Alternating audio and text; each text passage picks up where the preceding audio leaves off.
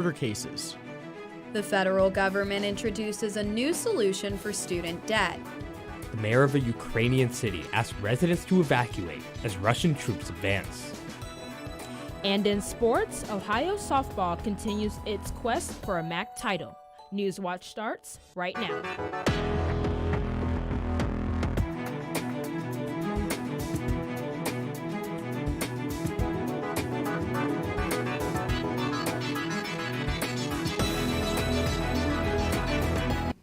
Good evening, I'm Sarah Donaldson. And I'm Nick Veland. Welcome to Newswatch, your source for news impacting southeastern Ohio. Tonight, we're celebrating our graduating staff, so you'll be seeing Will Price and Fallon Howard later on in the show. A former Ohio doctor accused of killing at least 14 of his patients by prescribing them deadly doses of fentanyl has been found not guilty on all charges. William Husel received the verdict today in a Columbus courtroom. We, the jury in this case, being duly impaneled and sworn, find the defendant not guilty as to count 1 of the indictment for murder and not guilty to any lesser offense. Signed by each and every juror. This is the 20th day of April, 2022, and it has the 12 signature lines there with the 4-person designation. It was a long trial. It began in February, and jurors spent more than a week deliberating. Monday, they told the judge they couldn't reach a verdict, but they were told to keep trying. Prosecutors allege Husel prescribed high doses of the drugs to patients who were critically ill between 2015 and 2018, purposefully causing their deaths. The former doctor's team argued he was providing comfort care for sick patients. A move to legalize marijuana for Ohioans over 21 has been given new life on 420, a day when cannabis enthusiasts celebrate the plant. State House correspondent Joe Angles reports that Democratic Representative Casey Weinstein of Hudson, Ohio says it's time for Ohio lawmakers to pass the initiated statute to legalize marijuana and let it be regulated like alcohol. We're almost at a tipping point in our country where a majority of Americans are living in decriminalized, legalized states. We're not asking Ohio to be a leader here. We're just asking us to get with the program. If Ohio lawmakers don't pass the statute by May 28th, the group that collected 136,000 signatures to put it before the legislature can try to collect another 132,000 by July to put it before voters this fall. Now over to Henry with weather. Thank you, Sarah. So today we saw a really nice day where we saw plenty of sunshine. It was very chilly this morning. We did have that freeze warning in effect, but it warmed up a lot today. We got up to around the mid-60s, and looking right now in Athens, it is around 63 degrees with fair skies. We do have a light wind out from the southeast at around 5 miles per hour. So if you have the ability to go outside, I think you should do it right now because it's still really nice right now. Across the region, temperatures are still in the mid to low 60s. Up north in Columbus, we're sitting at around 59 degrees, and we're going to be cooling down a little bit with some clear skies still in the area, but we do have precipitation that will be moving in through tonight, and that's going to be continuing through tomorrow, as we'll have a 70% chance of rain and a low down to around 49 degrees. But in my full forecast, I'll look at the rain and the warmer temperatures coming in, but for now, back to Nick. Thanks, Henry. Produce sold at Walmart in over a dozen states are being recalled due to contamination concerns. Tuesday, the FDA announced World Variety Produce is recalling a case lot of organic zucchini. The vegetables has potentially been contaminated with salmonella, an organism that can cause serious and sometimes deadly infections. The FDA says that no illnesses have been reported. The 2-count pack of zucchini were sold under the brand Organic Market Side at Walmarts in 18 states. The FDA says customers who bought the product should not eat it. They should destroy or dispose of it. A former finance director for a West Virginia airport faces up to 10 years in prison for stealing close to $49,500 of federal funds from the facility. U.S. Attorney Will Thompson's office says 46-year-old Melissa Sue Hall from South Point, Ohio, pleaded guilty to theft from programs receiving federal funds. Hall admits that between May 2020 and January 2021, she stopped depositing the money she collected from vending machines at the Huntington Tri-State Airport into AirPoint accounts and took the money meant to be deposited into ATMs. The sentencing date for the 3 men found guilty of federal hate crimes in the Ahmaud Arbery murder is rescheduled for August 8th. Travis McMichael, his father Gregory McMichael, and their neighbor William Roddy Bryan were originally scheduled to be sentenced on August 1st. But federal prosecutors filed a motion for a continuance, citing a scheduling conflict. The 3 men were convicted in November on state murder charges in Georgia. Last month, they were also convicted of federal charges in the killing, including hate crime charges. The jury found the men were acting on racial motivations when they chased and killed Arbery as he was jogging through a neighborhood. The McMichaels are trying to get their federal convictions thrown out. Federal law prohibits the willful harm or intimidation of people in public spaces based on their race. The McMichaels claim the murders didn't happen on a public street. After the excitement of no masks yesterday, some businesses are reevaluating and choosing to still enforce masks. And how to sign up for the Beacon School's first summer camp since before the pandemic. These stories and more when Newswatch returns.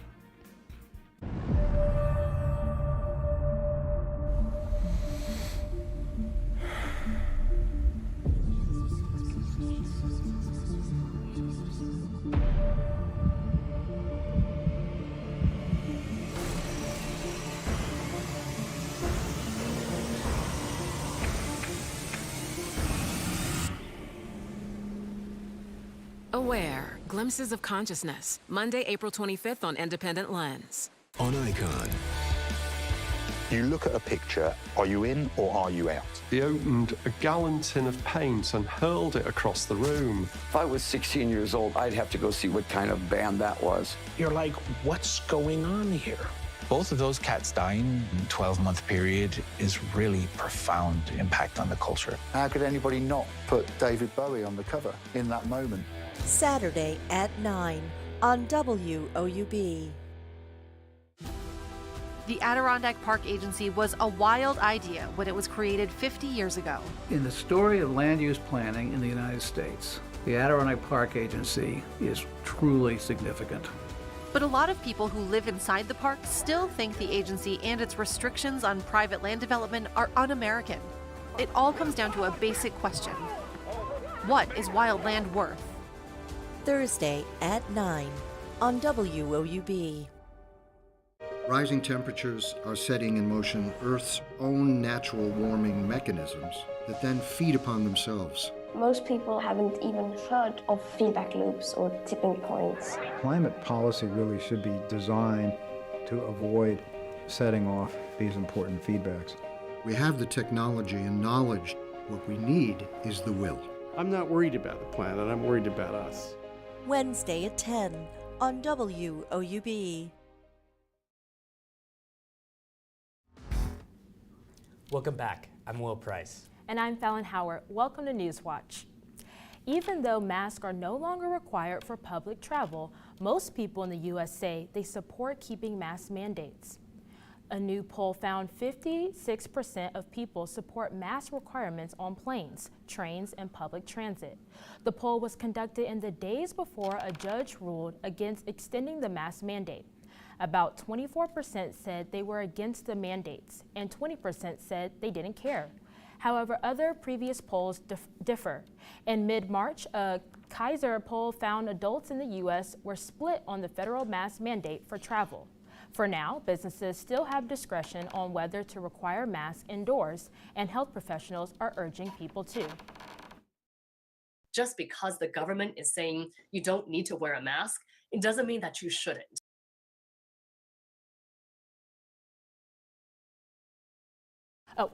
The recommends people wear masks only for 5 days after the quarantine period.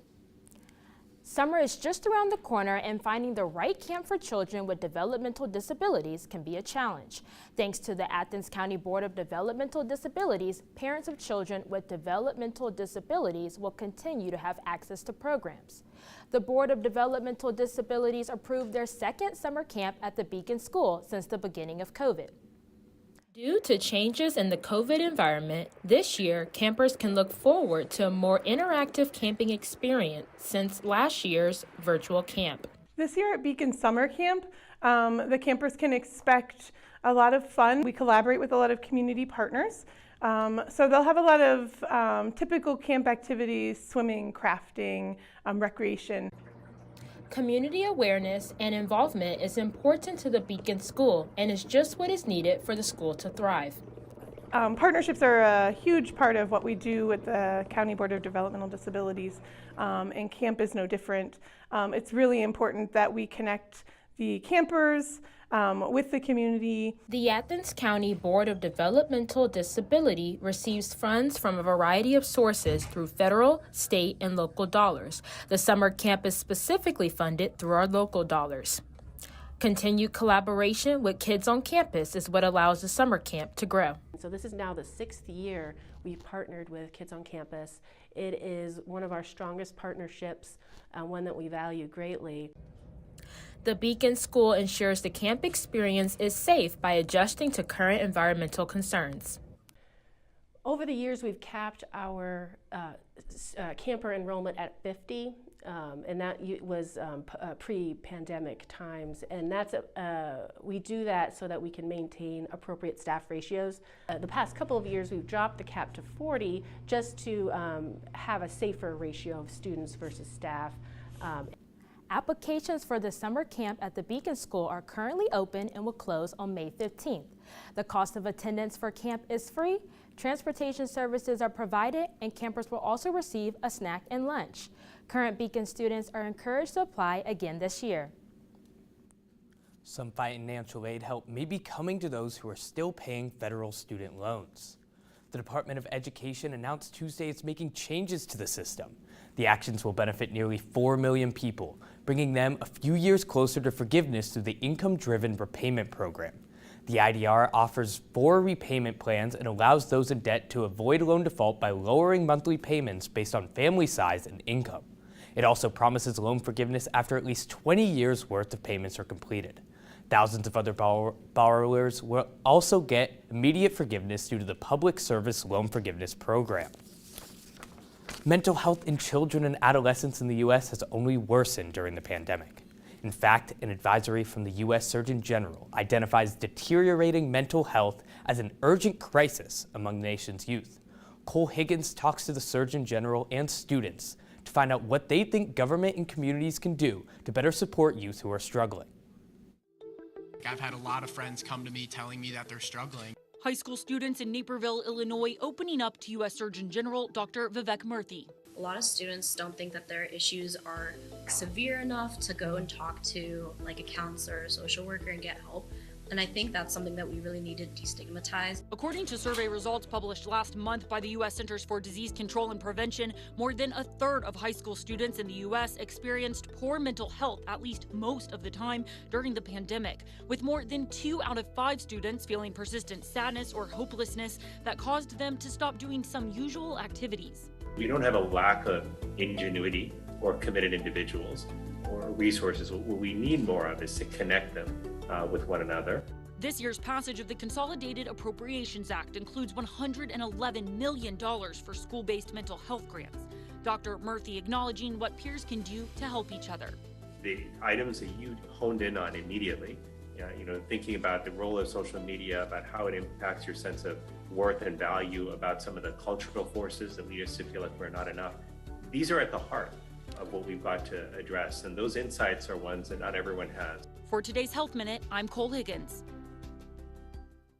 The Surgeon General's advisory on protecting youth mental health urges those who are in crisis to call the National Suicide Prevention Lifeline at 1-800-273-8255.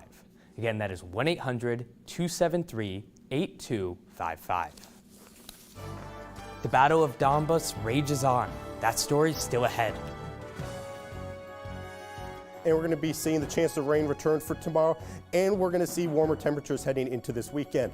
I'll have more on this in my full forecast coming up, but first a look at stocks of local interest.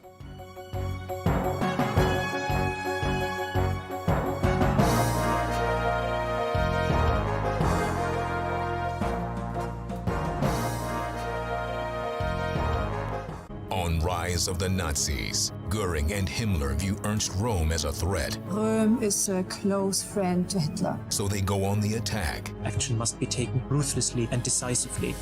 How the Nazis took complete control. Can be described only really as mafia politics. And transformed a democracy into the Third Reich under Adolf Hitler. He'd always felt he was above the law. Rise of the Nazis. Tune in or stream Tuesday at 9/8 Central, only on PBS. Here's what's new this month with Passport. I'm a really good detective. I always get to the truth. Let's see how this plays out. Shaped by land, but sustained by their connection to us. These are American horses. What's happening in the Arctic could really affect everyone. It is literally sinking. These and all your favorite shows are available with Passport on the PBS app. Download it today. Next time on Antiques Roadshow, these family heirlooms are giving us goosebumps. Every time I look at it, I think of my grandmother. It makes the hair stand up on your arms because the D-Day invasion at Normandy is one of those moments in world history where the course of the world hangs in the balance. It's Antiques Roadshow, next time from Grounds for Sculpture in Hamilton, New Jersey. Monday at 8 on WOUB.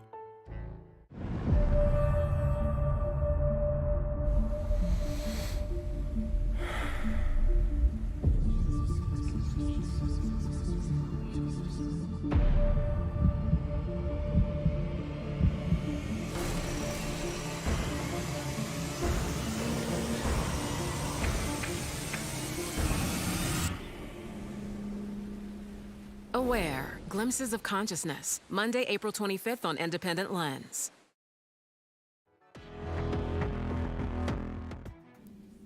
You know, it was a really nice day today, don't you think?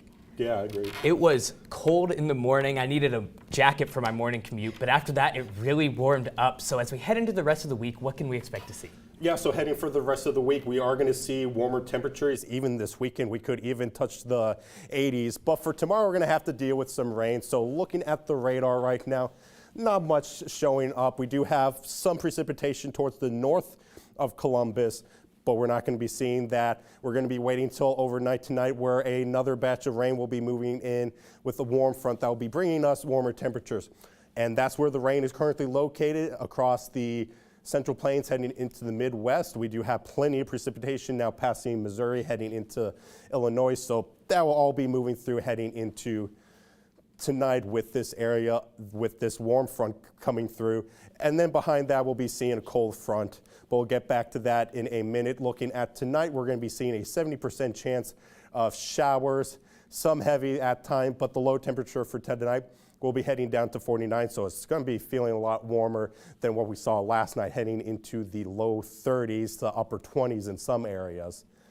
Heading into tomorrow, warm front moves through. We do have precipitation again moving through, and behind that, we'll have a cold front. It's not going to be that strong, so we're not going to see colder temperatures return, as we're going to be seeing really, really warm temperatures heading into this weekend.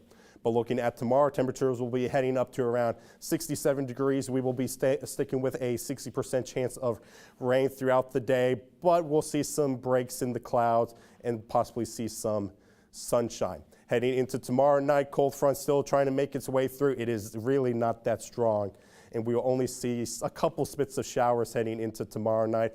But by our Friday, that cold front has completely moved through.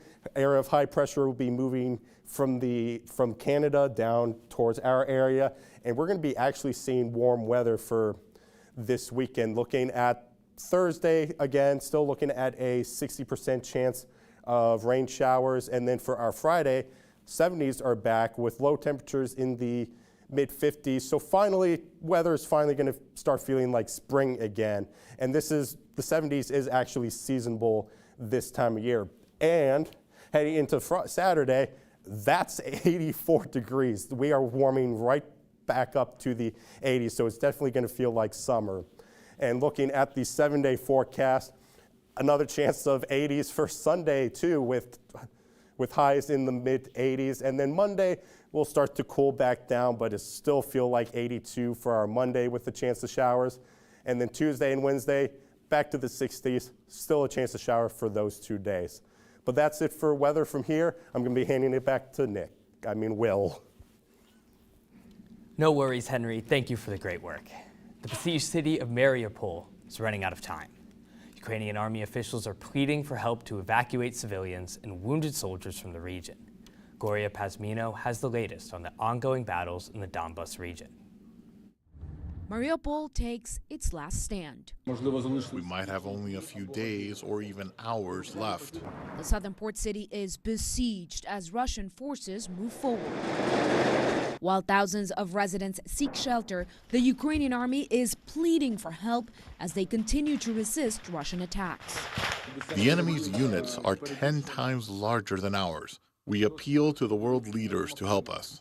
The mayor of Mariupol asked residents to evacuate the city Wednesday.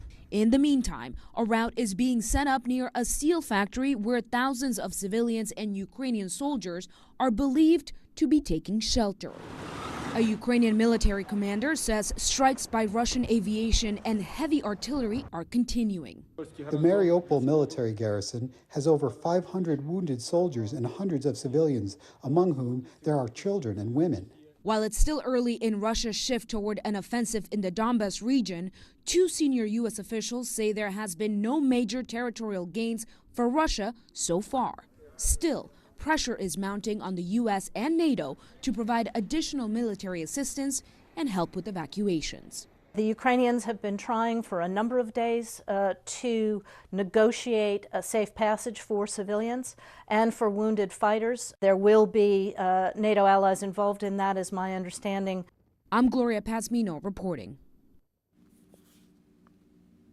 Today, the Biden administration unveiled a new round of sanctions against Russia, targeting a bank, cryptocurrency, and 40 people tied to an oligarch. Coming up in sports, the Ohio softball team continues its pursuit for a spot in the MAC tournament next month. That and more coming up right after the break. And be sure to stay tuned to WOUB. Here's a look at what's coming up tonight on your public television station.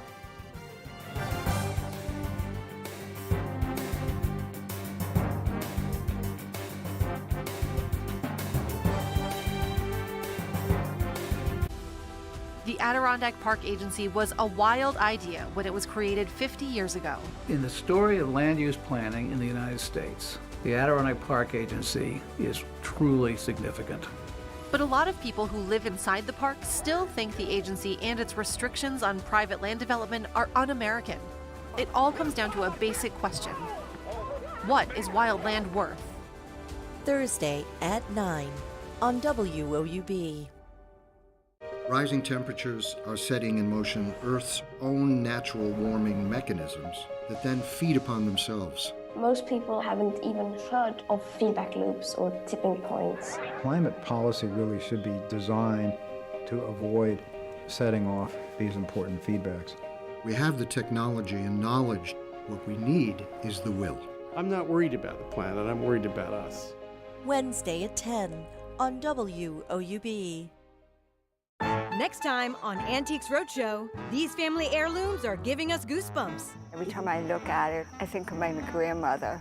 It makes the hair stand up on your arms because the D-Day invasion at Normandy is one of those moments in world history where the course of the world hangs in the balance. It's Antiques Roadshow, next time from Grounds for Sculpture in Hamilton, New Jersey. Monday at 8 on WOUB. On Icon. You look at a picture, are you in or are you out? He opened a gallon tin of paint and hurled it across the room. If I was 16 years old, I'd have to go see what kind of band that was. You're like, what's going on here? Both of those cats dying in a 12-month period is really profound impact on the culture. How could anybody not put David Bowie on the cover in that moment? Saturday at 9 on WOUB.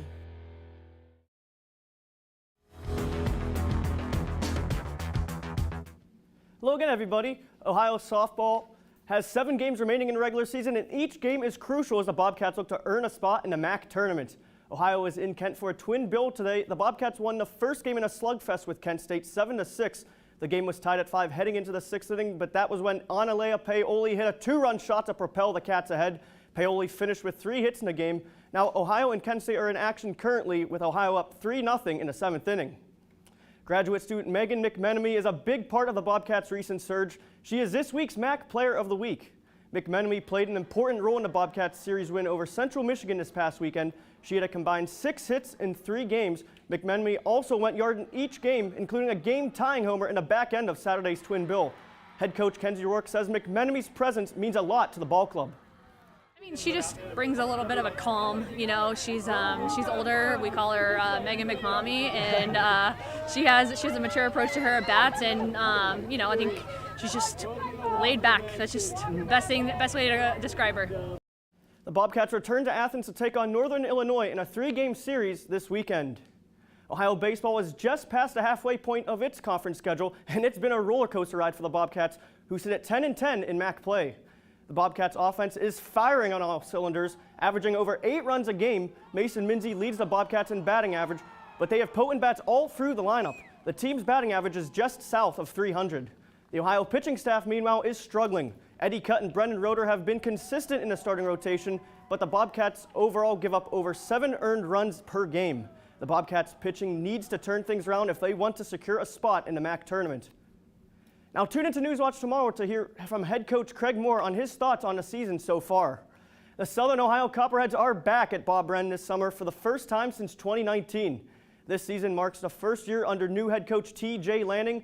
Lanning stepped into the position in 2020 after Austin Dunphy announced his retirement, but the organization canceled its last 2 seasons because of the pandemic. Lanning says the excitement to hit the field again this summer is palpable. Being named the coach last year and not being able to coach a single game, it was really tough, but I mean, it's just made me more anxious to get on the field with the guys this summer. So I'm really excited and get out there and just put everything together this year. Now tune into Newswatch Friday to hear what makes this season extra special for the Copperheads. And Nick, we know what baseball means to the Southern Ohio community, so it's going to be exciting to have baseball back here this summer. Yeah, I mean, it's happening. I'm glad that they're finally bringing it back after a few years with the pandemic. Great to hear that, and look forward to that news story tomorrow. Thank you, Brian. Do you twist your Oreos to get the cream? Some MIT researchers are looking at the science behind Oreo twisting. They call it Oreoology. Tuesday, they released a report on their efforts to perfectly twist the cookie so that the cream is evenly distributed to each side. They even created a machine called an Oreometer to precisely split Oreos. Scientists found that, however, that even if you perfectly split them, the cream almost always ends up on just one side of the wafer. So maybe Oreo fans are better off dunking than twisting. Weather for tonight, we're going to be dropping down to around 49 degrees. We do have rain showers moving in through tonight. And looking at tomorrow, we're going to be seeing temperatures rise right back up to around 67 degrees. We'll still stick with a chance of showers throughout the day. And then looking at the 7-day forecast, we're going to be seeing temperatures go right back up to the mid-80s. So, and that's it for right now for weather. And that does it for our broadcast this evening. Thanks for watching. I'm Sarah Donaldson. And from all the seniors here at Newswatch, I'm Nick Veland. Stay tuned for the PBS NewsHour coming up next. And remember, you can find the latest news anytime at WOUB.org. And one last time, have a great night.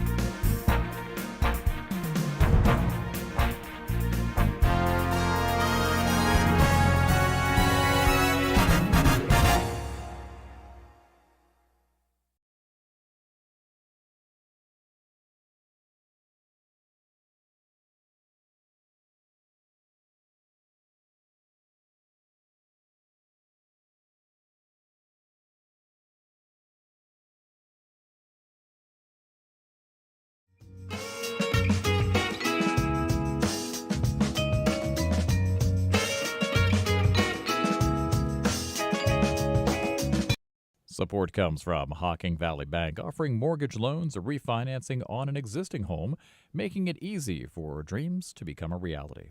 Hocking Valley Bank, we know loans.